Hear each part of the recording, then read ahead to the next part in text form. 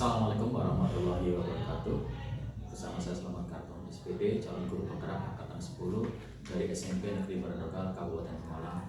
Tentunya saya tidak sendiri, tapi ditemani oleh Ibu Dian Kurniasih selaku Kepala SMP Negeri 5 Baranokal.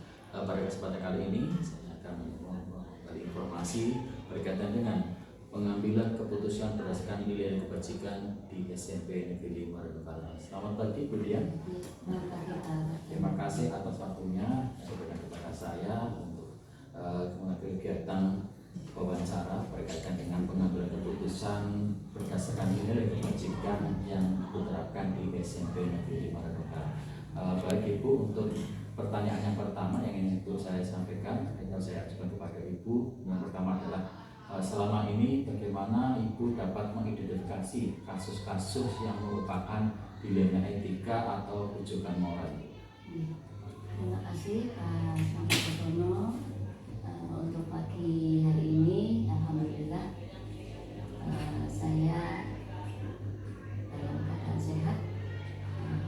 Kenalkan, saya Dian Kurniasih, Kepala SMP Negeri 5 Baranokal, yang alhamdulillah pada pagi hari ini ada wawancara dari calon guru penggerak Pak Selamat Kartono. Saya ucapkan terima kasih karena dengan keberadaan Pak Selamat dalam mengikuti guru penggerak, nanti kami harapkan apa yang sudah diperoleh Pak Selamat di dalam pendidikan guru penggerak itu nanti bisa diimbaskan ke sini kita.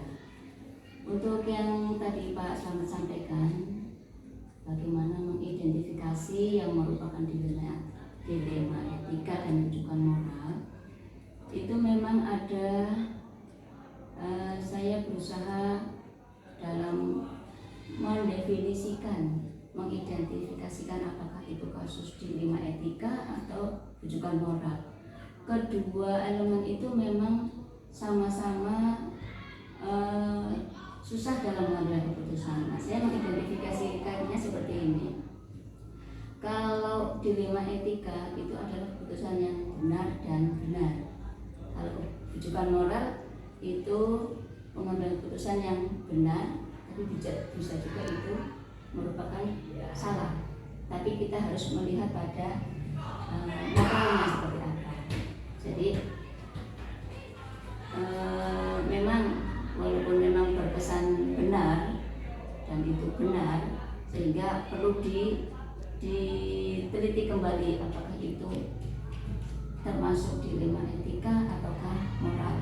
Saya berusaha berpedoman pada nilai-nilai etika seperti integritas, kemudian transparan, akuntabel, dan adil. Seperti itu saya mengidentifikasikan itu kasus-kasus yang mana dilema etika dan mana rujukan moral. Seperti itu rasanya. Jadi lebih menekankan pada nilai etika ya. Yang kedua Ibu, selama ini bagaimana Ibu menjalankan pengambilan keputusan di sekolah Ibu, terutama untuk kasus-kasus di mana ada dua kepentingan yang sama-sama benar atau sama-sama mengandung nilai kebajikan? Ya, betul sekali Pak Selamat. Di situ ada suatu keputusan yang harus diambil, harus benar-benar dipikirkan dan dipertimbangkan terlebih dahulu.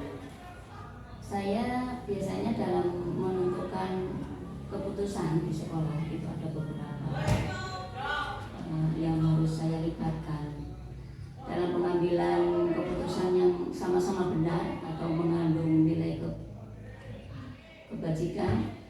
Saya terlebih dahulu mendiskusikan dan menerapkan beberapa pendekatan.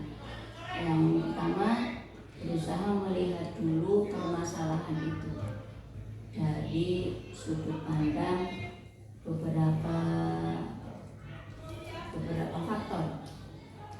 Yang pertama, mungkin saya harus dengan siswa dulu, kemudian dengan orang tua, kemudian dengan komite, kemudian dengan pemangku kepentingan yang lainnya yang berkaitan dengan permasalahan atau berkaitan dengan nanti saya dalam proses pengambilan keputusan. Jadi dalam keputusan melibatkan beberapa pihak ya, ada wakil, ketua, dan pengembang sekolah juga untuk berdiskusi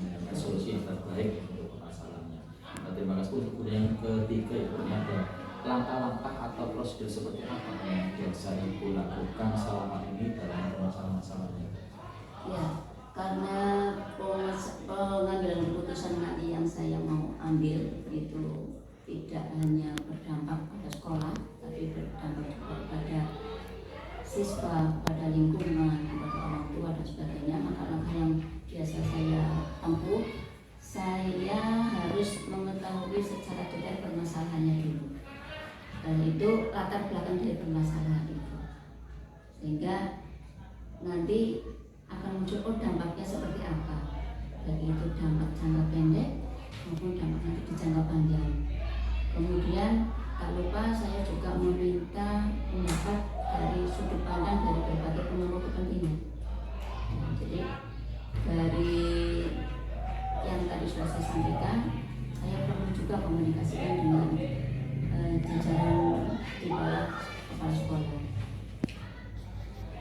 Saya melakukan analisis terhadap jangka panjang dan jangka pendeknya, yaitu yang memang berkaitan langsung dengan yang bermasalah dan berkaitan langsung dengan sekolah.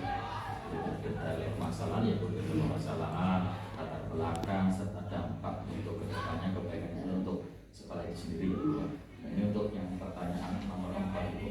Hal apa saja yang selama ini Ibu anggap efektif dalam mengambil keputusan pada kasus-kasus gila medika?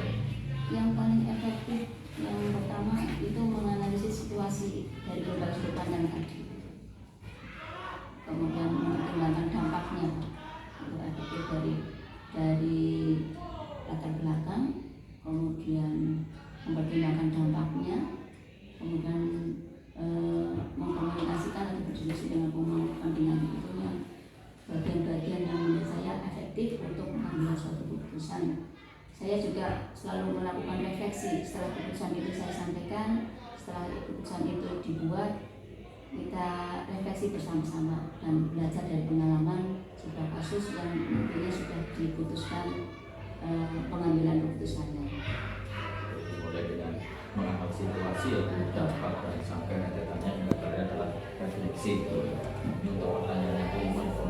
Hal-hal apa saja yang selama ini merupakan tantangan dalam pengambilan keputusan pada kasus-kasus dilema etika? Betul, dalam pengambilan keputusan ternyata memang tidak suatu keputusan yang sudah diputuskan mesti ada pro kontranya. Nah, kendalanya yang merupakan tantangan, satu, biasanya setelah diambilkan keputusan, setelah keputusan itu diambil, baru ada dari luar maupun dari lingkungan ada kontra, itu pasti. Kemudian yang kedua, dalam pengambilan keputusan pemangku kepentingan kadang kurang berkoordinasi. Jadi istilahnya sumber daya dari pemangku kepentingan sendiri. Kemudian juga yang tantangannya adalah waktu. Kemudian juga ada tantangannya dari si yang melakukan kesalahan itu sendiri. Biasanya setelah memutuskan seperti ini ada suara-suara atau pro kontra yang dari baik yang nantinya berhubungan berdampak pada jangka pendek maupun jangka panjang. Itu konflik itu tantangannya terlihat empat, ada dari pemangku kepentingan, waktu serta pelaku dari kegiatan tersebut. Ini pertanyaan yang kami apakah Ibu memiliki sebuah masalah atau jadwal tertentu dalam sebuah penyelesaian kasus dilema etika? Apakah Ibu langsung menyelesaikan di depan atau memiliki sebuah jadwal untuk menyelesaikannya? Kemudian bentuk atau prosedurnya seperti apa yang Ibu jalankan? Ya, tadi seperti langkah-langkah tadi kita analisis dulu. Maka suatu permasalahan yang harus saya putuskan tidak bisa langsung dalam jangka waktu yang pendek. Kita analisis dulu. Setelah itu komunikasikan dengan tadi pemangku kepentingan, juga kita komunikasikan dengan, kita analisis dampaknya. Jadi ada beberapa tahap yang memang butuh waktu. Kita pikirkan betul-betul dampak jangka pendek, jangka panjangnya seperti apa, dan dampak di lingkungannya seperti apa. Jadi ada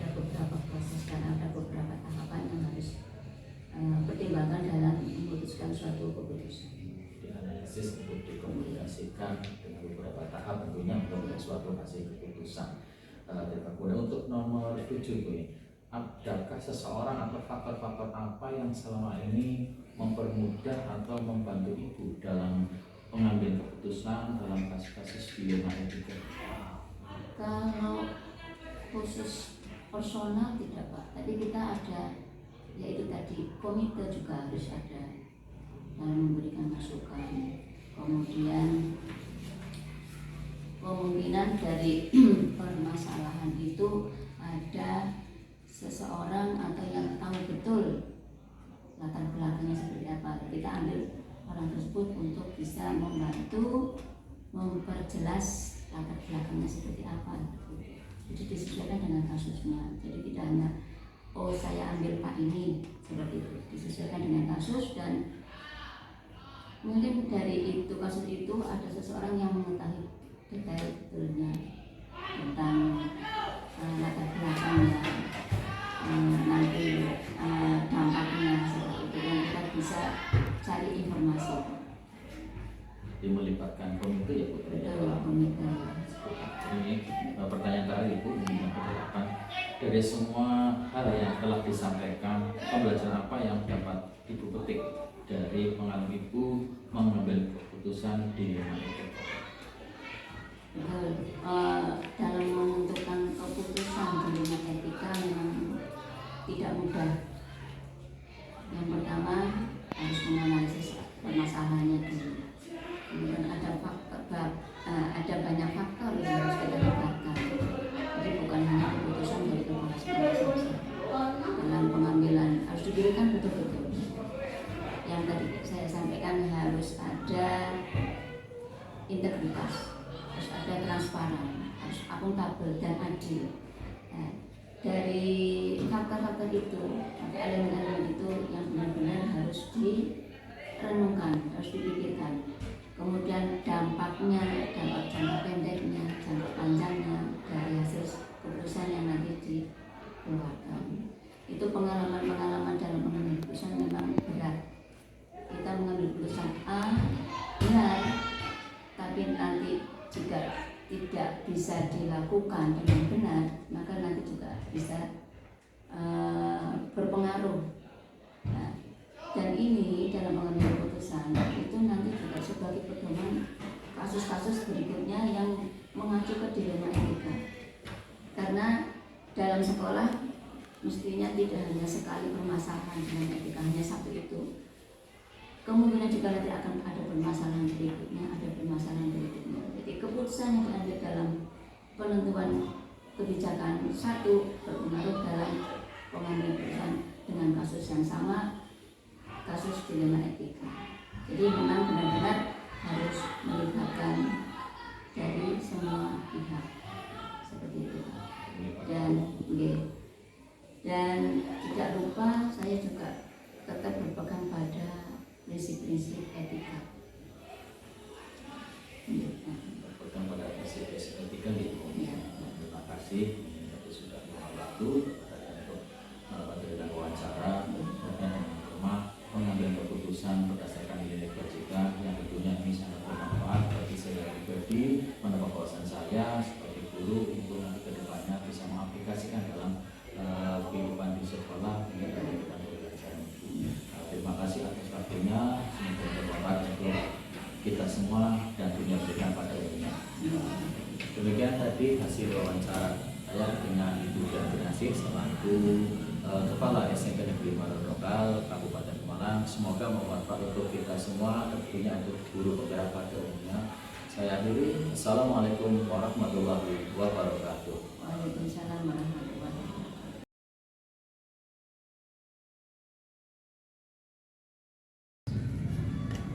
Assalamualaikum warahmatullahi wabarakatuh. Nama saya Selamat Kartono SPD, calon guru penggerak angkatan 10 dari SMP Negeri Marondokal Kabupaten Pemalang. Tentunya pada kesempatan kali ini saya tidak sendiri, tapi ditemani oleh Bu Hajat Kepala SMP Negeri 2 Moga, Kecamatan Warumpring. Pada kesempatan kali ini saya akan mengadakan kegiatan wawancara terkait dengan tugas modul 3.1, yaitu pengambil keputusan berdasarkan nilai-nilai kebajikan. Assalamualaikum warahmatullahi wabarakatuh. Waalaikumsalam warahmatullahi wabarakatuh. Ibu pada hari ini? Alhamdulillah luar biasa. Luar biasa ya. Walaupun ada pilek, dianggap sebagai nikmat. Alhamdulillah, mudah-mudahan pertemuan kita hari ini kita silaturahim Ibu, sekaligus nanti membawa manfaat untuk kita semua, tentunya untuk putra putri kita, anak cucu kita, dan kita pelajaran. Terima kasih Ibu, ini kami mengucapkan terima kasih yang banyak Ibu sudah meluangkan waktu untuk wawancara pada hari ini, dan tentunya dalam rangka pemenuhan tugas kami selaku calon guru penggerak di modul 31, yaitu pengambilan keputusan berdasarkan nilai kebajikan. Baik Ibu, ada beberapa pertanyaan nanti yang akan saya ajukan kepada Ibu berkaitan dengan hal tersebut. Untuk pertanyaan pertama Ibu, yang pertama adalah selama ini bagaimana Ibu mengidentifikasi kasus-kasus yang merupakan dilema etika atau rujukan moral? Atau nuwun Pak Slamet nggih dari SMP 5 Tegal. Saya Zahrul Fasihan, Kepala Sekolah SMP 2 Polda. Terima kasih sudah datang ke sini. Nah, pertanyaan yang pertama, bagaimana mengidentifikasi kasus-kasus dilema etika dan rujukan moral? Kalau mengenal dilema etika modalnya memang dilema etika dan rujukan moral, kalau rujukan moral sudah jelas ya. Kita harus tahu itu dengan nilai-nilai kebajikan tersebut, harus mengenalnya bahwa itu dilema etika atau rujukan moral. Yang pertama adalah mengetahui bahwa itu nilai itu bertentangan apa tidak dengan nilai kebajikan. Mengenalnya seperti itu, dan kita harus bisa memahaminya bahwa kalau dilema etika berarti ini pernyataan yang atau permasalahan yang benar, kalau rujukan moral berarti ada konsekuensi yang tidak perlu kita lakukan. Mengenal dulu apa itu dilema etika atau rujukan moral itu ya. Nilai. Kemudian yang kedua itu ini, selama ini bagaimana Ibu menjalankan pengambilan keputusan di sekolah Ibu, terutama untuk kasus di mana ada dua kepentingan yang sama-sama benar atau sama-sama mengandung nilai kebajikan? Ya tadi betul sekali, berarti kita kalau sudah mengenal dilema etika berarti yang tadi nomor 2 itu pertanyaannya ya. Bagaimana langkah-langkahnya pengambilan menjalankan pengambilan keputusan?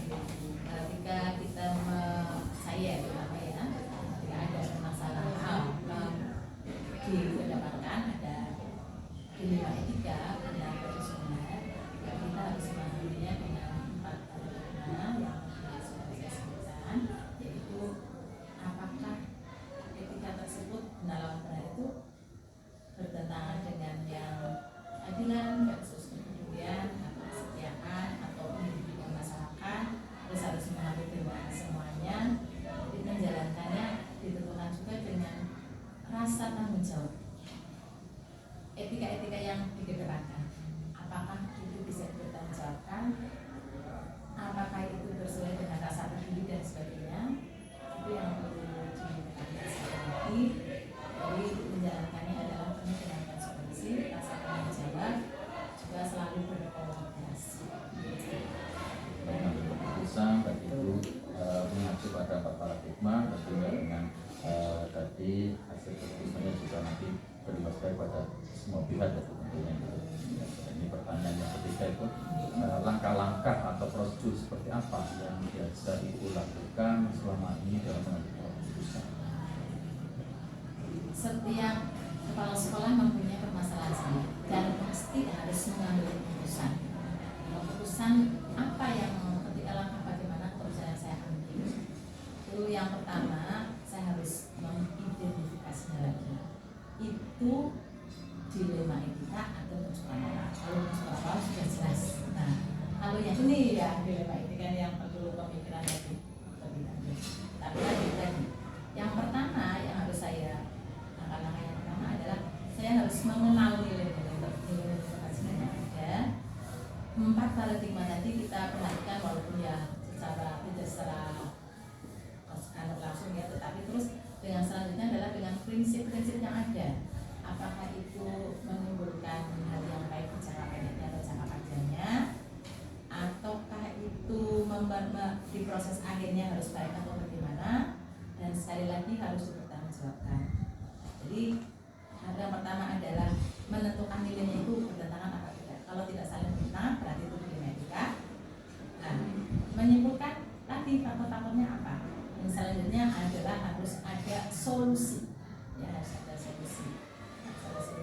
solusinya mungkin harus untuk kepentingan bersama. Dan ketika pengambilan keputusan tersebut harus berkolaborasi, bermusyawarah, diskusi dengan pemangku.